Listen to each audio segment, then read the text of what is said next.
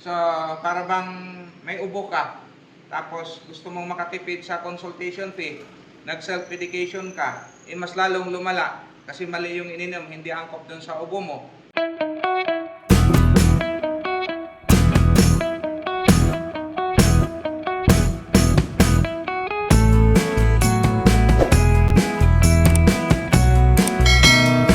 I-diagnose tayo at syempre, i-repair natin ngayon. Power on natin.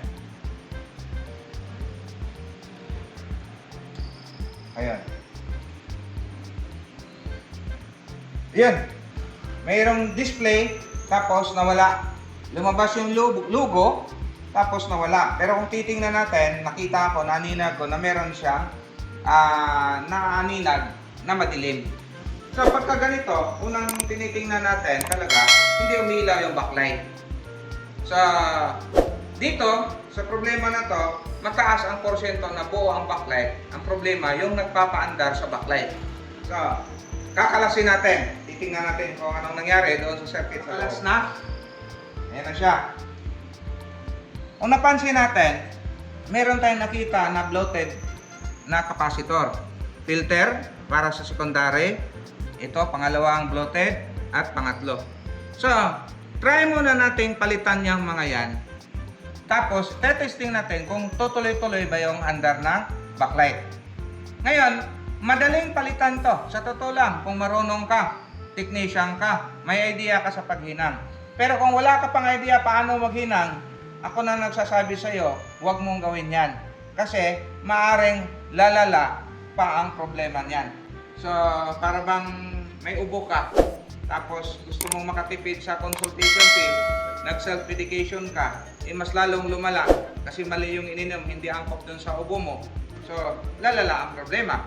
So, ganun din ito. Okay, so, palitan natin, tapos, okay, ito yung ginawa natin. Ito, pinalitan natin to. Pinalitan na natin yan, 3. So, ngayon, dahil pinalitan na natin, testing na natin. Ito na yung abangan natin kung totoo ba yung sinabi ko na mataas ang porsyentong hindi sira ang backlight. So, nag-power on na, may indicator na siya. Power on. Power on, yun. Tingnan natin. 1, up! Ayun! Kita nyo? So, hindi na siya nag-shutdown. Nagtuloy-tuloy na siya.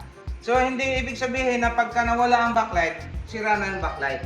So, ang tama doon, hindi na kayang i-provide ng supply ng backlight o hindi na kayang supplyan ito dahil may tama na ngayon yung filter ng ating inverter.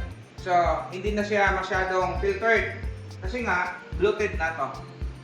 Ayan, bloated na siya. So, yun yung isang dahilan. Okay, so yun lang yung update natin. Kung hindi ka pa nakapag-follow sa page natin, please follow. Kung gusto mo na makita ako sa YouTube natin, please subscribe doon sa YouTube channel natin. Okay, shoutout sa lahat.